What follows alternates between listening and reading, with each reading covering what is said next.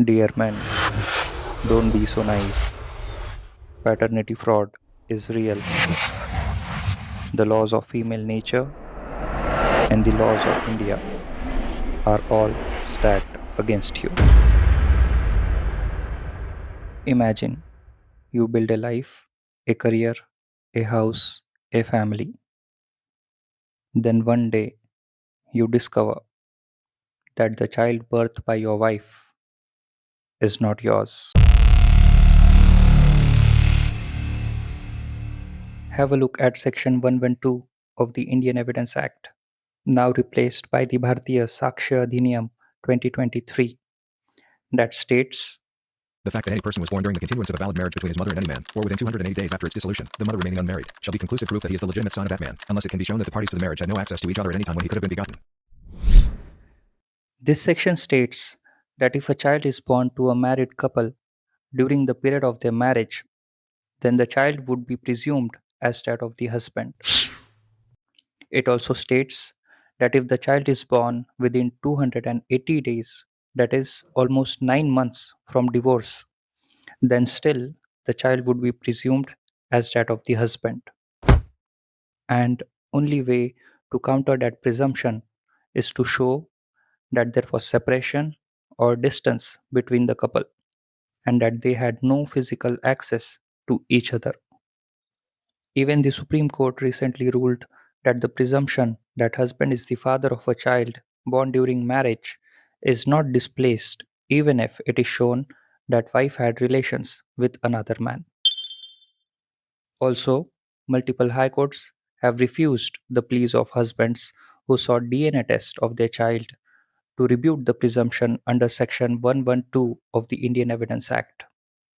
The High Court say that paternity test violates the right to privacy and questions the legitimacy of the child, which could impact its future. Then, these are the same courts that order men to pay maintenance to their unfaithful wife.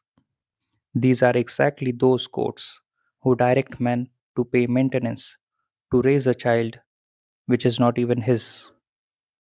This is nothing but the law compelling men to be cuckolds.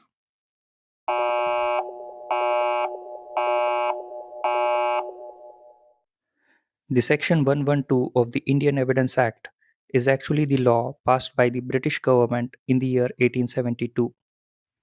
That was the time when Britishers committed cruelty and raped the wives of Indian men. Therefore, they made laws that favored and protected them. That was also the time when there was not much scientific progress, and the accuracy of paternity test, like the present day, was also not available.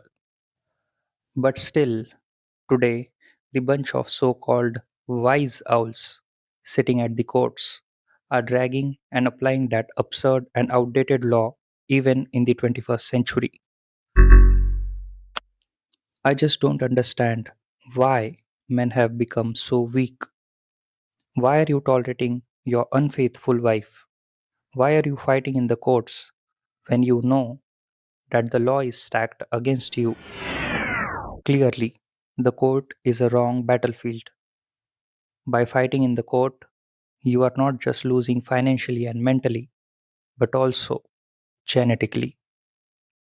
Just imagine your great ancestors looking at you from above, seeing you raise someone else's child. Just feel the shame.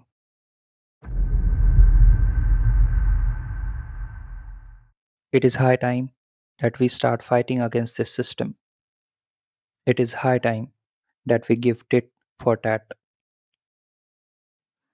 Let the system understand that it should never mess with men. You all just support me, and I will give you thousands of legal and non legal ways to help you fight this system. Because remember, when peace is not an option, we must seek war.